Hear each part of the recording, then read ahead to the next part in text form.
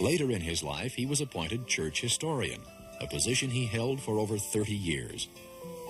This position was only one of many. Throughout his life, he gained experience in many diverse positions. As business manager for Times and Seasons, member of the territorial legislature, president of the Deseret Agricultural and Manufacturing Society, director of ZCMI. Besides his other contributions, Elder Woodruff devoted much of his life to temple work. In 1877, he was appointed as the first president of the St. George Temple. Here he experienced some important manifestations. The spirits of the dead gathered around me, wanting to know why we did not redeem them. These were the signers of the Declaration of Independence, and they waited on me for 2 days and 2 nights.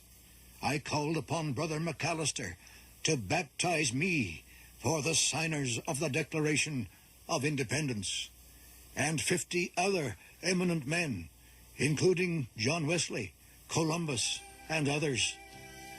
He experienced many other heavenly manifestations. I have had the administration of angels in my day and time, though I never prayed for an angel. Joseph Smith visited me a great deal after his death and taught me many important principles. Among other things, he told me to get the Spirit of God, that all of us needed it. Last winter, I had many interviews with President Young and with Heber C. Kimball and George A. Smith and Jedediah M. Grant and many others who are dead. Elder Woodruff needed all the inspiration and instruction he could get because dark days were upon the church. Non-Mormons violently opposed to plural marriage passed laws which sent many leaders of the church to prison or into self-imposed exile. Brother Woodruff chose to go into exile in Arizona. Characteristically unable to waste time, even in exile, Elder Woodruff spent the period preaching the gospel to the Indians. In November 1885, his beloved wife, Phoebe, died. Wilford, greatly grieved, returned to Salt Lake City, but was forced to conceal himself in the church historian's office to watch her funeral procession. Miraculously, he was not apprehended by officers of the law. At one time, he was attending a meeting of the brethren when deputy marshals surrounded the building. Brother Woodruff, seeing them from the historian's office, offered a silent prayer that the deputies would be blinded to him. He and his companions then walked from the building, past the 20 marshals, without their seeing him, and escaped.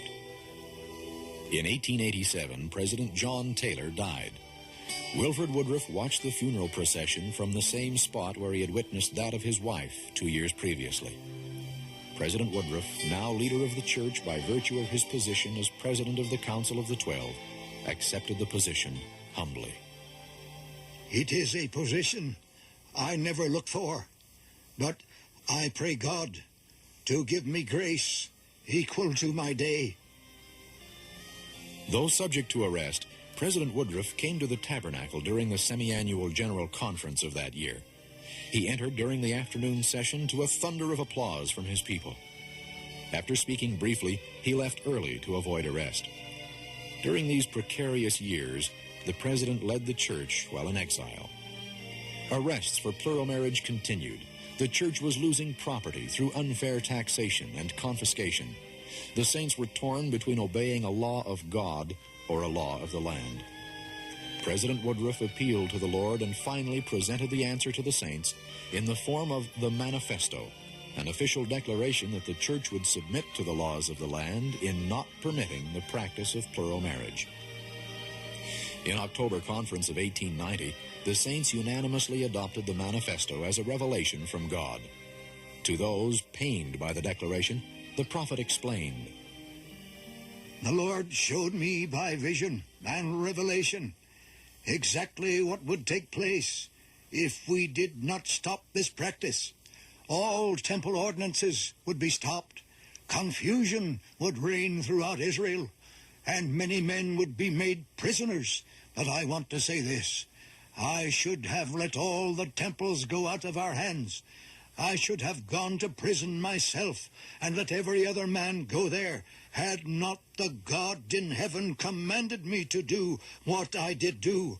I went before the Lord, and I wrote what the Lord told me to write. President Woodruff's earthly assignment was nearly at its end, but he lived to witness the completion of the Salt Lake Temple, which had been 40 years in construction, and to dedicate that sacred structure. 3 years later, he saw the granting of statehood to the territory of Utah.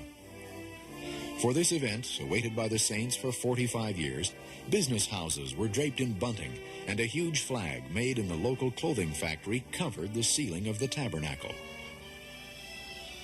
The health of President Woodruff had been failing for several years. Finally, in San Francisco, he died at the age of 91. He requested that no one wear black as a sign of mourning, and that on the head of his grave a marble slab be placed stating that he died in the faith and in the fellowship of the saints. He was the first church president to preserve his audible testimony, and this one, born near the end of his life, witnesses to his unwavering faith and his loyalty to the prophet Joseph. Although the recording is primitive, still it is possible to feel his deliberate strength. I bear my testimony that Joseph Smith was a true prophet of God, ordained of God, who laid the foundation of his church and quickened the last dispensation and fullness of time.